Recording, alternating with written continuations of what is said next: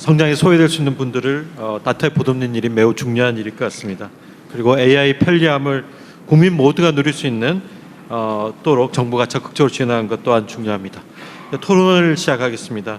모두의 성장에 대한 토론인데요. 먼저 민간 참여자의 의견을 한번 들어보겠습니다. 장우현 연구위원님 발표해 주십시오. 예, 한국조세재정연구원에서 온 장우현입니다. 먼저 이런 발언 기회를 가지고 굉장히 영광으로 생각을 합니다. 정말 감사한 일이라고 생각하는 게 작년에는 회복에 대한 이야기를 했고 회복이 충분히 가능할지에 대한 우려가 있었는데 이젠 대도약에 대한 이야기를 하고 있고 3대 메가 프로젝트에 대한 이야기를 하고 그리고 함께 가는 모두의 성장 이야기도 하게 된 것이 정말 감사드릴 일이라고 생각을 합니다. 당연히 감사만 드리려고 나온 건 아니고 제안을 드려야 할 텐데요. 그렇지만 저는 아무래도 효율을 또 생각할 수 있다고 생각합니다. 모두의 성장에 있어서도. 그리고 모두의 성장을 잘하기 위해서 우린 1년 차의 성공을 좀 심화해 보면 어떨까라는 생각을 좀 합니다. 말씀드릴 건 역시 증거 기반, 근거 기반 정책 관리, 재정 관리하고 성과 평가가 될 텐데요. 작년에 중소기업 관련해서도 총리님 너무 열심히 해주셔서 또 재정당국은 4조 원 절감한 이야기 나오니까 정말 감개무량했고요.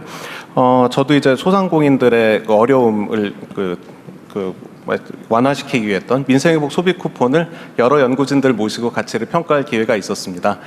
정말 100만 원 집행에 대해서 43만 원이라는 흔히 보기 어려운 결과를 냈는데 이게 특히 또 언론하고 대중들에게 잘 알려지게 된 이유가 증거 기반이었다고 생각을 합니다. 물론 약간 시행착오도 있긴 했지만 증거 기반 평가가 정말 중요하구나라는 생각을 했습니다.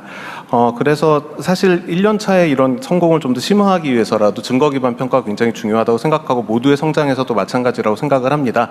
그런데 다만 이렇게 말씀드리면 또 너무 허황한 거 아닌가라고 말씀을 하실 것 같아요. 좀 구체적으로 말씀을 드리면 우리 데이터가 부족하냐? 절대 그렇지 않다고 저는 생각을 합니다. 찾아본 결과 원석인 데이터들이 너무너무 많이 있습니다. 국가 데이터처도 저번 주에도 방문을 했는데 의지도 있으시고 이걸 정책평가에 어떻게 연결을 시킬 것인가 하는 부분이고 사실 어떻게 보면 개인 데이터까지 필요 없는 정책 평가가 굉장히 많이 있습니다. 민생복 소비 쿠폰도 개별 소상공인이 중요했던 건 아니고 상권이 중요했던 부분들이고 그런 부분들까지 충분히 국가 데이터처에서 비식별해서 집계해서 제공을 해주실 수가 있습니다. 또 행정안전부에서도 많이 도와주셔서 신용카드 데이터를 그렇게 잘 만들었기 때문에 국민들을 잘 설득할 수 있었다고 생각을 하는데 이런 시행착오가 있었으니까 이 위에서 진행을 한다면 훨씬 저비용으로 증거 기반으로 접근을 할 수 있지 않을까라는 생각을 하고요. 메가 프로젝트도 마찬가지고 모두의 성장에서 더더욱 중요하다는 말씀을 드리고 싶습니다. 두 번째는 사실 상생으로 봐야 된다는 게 오늘 좀 말씀을 드리고 싶은 내용인데 흔히 청년 기성세대, 내수, 수출, 대기업, 중소기업, 수도권, 비수도권으로 나눠서 어느 한쪽이 혜택만 받는 것처럼 좀 생각하는 경향이 있는데 저는 정책연구자로서 그렇지 않다는 것은 데이터로 많이 보고 있습니다. 서로 이득을 주고받는 그러니까 일방적인 수혜자가 아니거든요. 그러니까 그런 소상공인들은 우리 경제의 모세혈관입니다. 그렇기 때문에 우리 기초 체력을 받쳐주고 있고요. 내수가 튼튼해져 수출이 힘들었을 때 내수 쪽에서 받쳐주기도 하고 테스트 베드가 돼주기도 합니다. 그렇기 때문에 이걸 성과 관리를 함에 있어서도 어느 한쪽에 치해를 줬다고 생각하지 말고 전체적으로 관리를 할 수 있는 게 굉장히 중요하고 그 과정에서 아까 말씀드렸던 여러 증거 기반 데이터들이 힘을 주지 않을까 그렇게 생각을 하고 있습니다. 그러니까 기존에 있는 데이터들이 원석이 진짜 많이 있다. 이걸 보석으로 다듬는 방법만 가져간다면 2년차, 1년차의 성공을 좀 더 심화할 수 있지 않을까 생각이 들고요. 마침 또 청년 이야기가 나왔으니까 이런 증거 기반 정책은 청년들에게 희망을 주기도 합니다. 물론 청년들은 굉장히 힘들게 지내고 있는 부분들이 많이 잘 몰라서 그런 부분들도 있거든요. 그러니까 제 마지막 일화입니다. 중소기업 사장님들 만나면 인재를 키우면 다 뺏긴다고 하시고 청년들한테 가서 왜 중소기업 안 가냐 그러면 평생 중소기업 있을까 봐 그런다고 이야기를 하는데 두 가지는 동시에 사실일 수 없습니다. 데이터를 보면 중소기업 사장님들이 좀 맞는 편이시거든요. 굉장히 활발하게 대기업으로 이직하기도 하고 좋은 일자리로 가기도 합니다. 좋은 일자리로 보낸 디딤돌 일자리들도 있습니다. 이건 또 고용노동부 장관님께 부탁을 드려야 되는데 개인 정보는 필요 없고 고용보험 데이터 같은 경우도 이렇게 이동성 데이터를 만들어서 보면 청년들에게 좀 더 희망을 줄 수 있습니다. 아까 경력직 이야기 많이 하더라고요. 그럼 어디를 가서 경력을 쌓을 수 있는가? 이런 데이터 우리가 가지고 있는 행정 데이터를 충분히 줄 수 있다고 생각합니다. 네, 이상입니다. 네, 감사합니다. 이제 자유롭게 의견을 제시해 주시면 감사하겠습니다. 손을 들어주시면 제가 지목하겠습니다. 네, 손들 준비하는 시간에 저도 노동부 장관님 저기 전에 한번 내가 얘기했던 거기도 한데 이 네. 노동회의소에 대해서 이견이 있지 않습니까? 노동계 안에?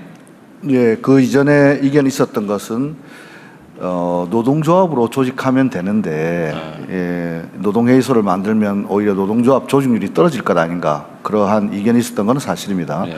하지만 지금은 그것보다 훨씬 더 뛰어넘는 다양한 형태의 기존 고용관계로 설명하지 못하는 다양한 형태의 노동자들이 출현하고 있고 이들을 전통적인 노조로 조직하기는 사실상 쉽지 않을 것입니다. 물론 라이더라든지 이런 특수고용 노동자들은 노조로 만들 경우가 있지만 프리랜서라든지 사용자가 없는 노동자들이라든지 이런 분들은 광범위하게 확산되고 있기 때문에 그런 부분에 대해서는 노동계도 충분히 그러면 노동회의소의 전통적인 그 형태, 그러니까 주로 조직 활동 지원이라고 하는 것에서 지금 벗어나서 다른 역할들이 많아졌다라는 그렇습니다. 말씀 같고, 만약 그렇다면은 이 점에 대해서 노동계에서는 활동의 중점이 조직에서 지원으로 바뀌는 거니까 그렇습니다. 다 동의한다. 그런 다 동의한다기보다는 이제 동의 설득을 해 나가고 소통을 해 나가야 되는데요.